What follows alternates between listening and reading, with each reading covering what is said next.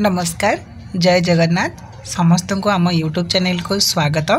तेबे आज आम आलोचना करवा पूर्व वीडियो रे जपरी आम डिस्कशन करथिले प्राच्य और पाश्चात्य साहित्य तत्व विषय। तेबे सही सेसन रे आउ बड़का एवं इम्पोर्टाट थिबा जेतिकी सब रही प्रश्न उत्तर ताकू आज आम ये वीडियो रे आलोचना करवा।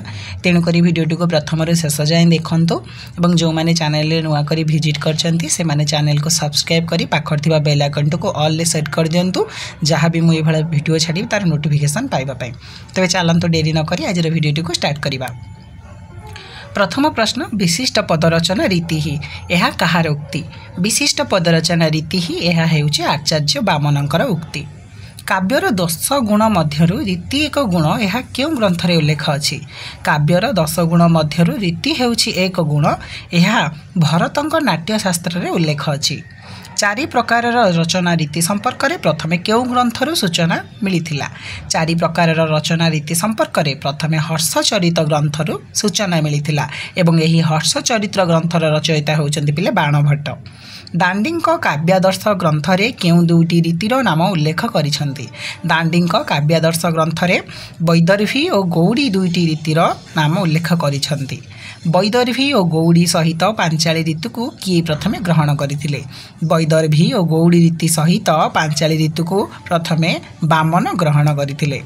लाटी नामक चतुर्थ रीतिर संयोजना किए करथिले। लाटी नामक चतुर्थ रीतिर संयोजना करथिले रुद्रट।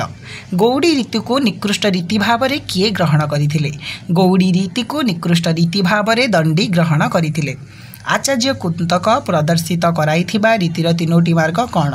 आचार्य कुंतक प्रदर्शित कराइथिबा रीतिर 3टी मार्गर नाम हेउछि सुकुमार विचित्र भयात्मक उभयात्मक। मागधी और अवंतिका रीतिर अवतारणा प्रथमे किए करथिले। मागधी और अवंतिका रीतिर अवतारणा प्रथमे भोज करथिले। अल्प समासयुक्त किंबा समासहीन ललित रचना को केउ रीति कहा जाए। अल्प समासयुक्त किंबा समासहीन ललित रचना को वैदर्भी रीति कहा जाए। केउ रस पाई वैदर्भी रीति अभिप्रेरित। श्रृंगार करुण शांत रस पाई वैदर्भी रीति अभिप्रेत। समासर बहुल व्यवहार केउ रीति रे देखिबाकू मिले। समासर बहुल व्यवहार गौड़ी रीति रे देखिबाकू मिले। केउ रस पाई गौड़ी रीति व्यवहार करा जाए। वीर विभत्स रौद्र रस पाई गौड़ी रीतिर व्यवहार करा जाए। रसर स्थिर और उत्कर्ष विधायक धर्म को कौन कहा जाए। रसर स्थिर और उत्कर्ष विधायक धर्म को गुण कहा जाए। वामनंक मतरे गुण मुख्यतः केते भागरे विभक्त। वामनंक मतरे गुण मुख्यतः 2 भागरे विभक्त यथा शब्द गुण और अर्थ गुण। भरतमुनि और वामनंक मतरे 10टी गुण कौन। भरतमुनि और वामनंक मतरे 10टी गुण हेउछि ओज प्रसाद श्लेष समता समाधि माधुर्य सौकुमार्य उदारता अभिव्यक्ति कांति। विश्वनाथ कविराज और ममट गुण को केउ 3 भागरे विभक्त करिसंती। विश्वनाथ कविराज और ममट गुण को माधुर्य ओज प्रसाद आदि भागरे विभक्त करिसंती। चित्त द्रवीभूत होई आह्लाद भाव जात हेले केउ गुणर सृष्टि हुए। चित्त द्रवीभूत होई आह्लाद भाव जात हेले माधुर्य गुणर सृष्टि हुए। कालिंदी जल कल्लोल रंगिया कदम्ब तरु तल त्रिभंगिया यह केउ रीति रे रचित। यह पांचाली रीति रे रचित। केवले घना घना घन को चाही ए घना घन रहिब नाही कंधरे घना घन अनुज सूत को बहिरे। एही पंक्ति केउ गुण प्रकाशित। एही पंक्ति माधुर्य गुण प्रकाशित। केतेबेले पंके पड़ती जाई कर हृदय मारी जशोदा धाई कर कर होई गोपी हसंती करे तोली जशोदा को दियंती। यह केउ गुणर दृष्टांत। यह हेउछि प्रसाद गुणर दृष्टांत। काव्यर अस्थिर धर्म भावे काहाकू ग्रहण करा जाइछि। काव्यर अस्थिर धर्म भावरे अलंकार को ग्रहण करा जाइछि। काव्यर शोभा विधायक धर्म कौन।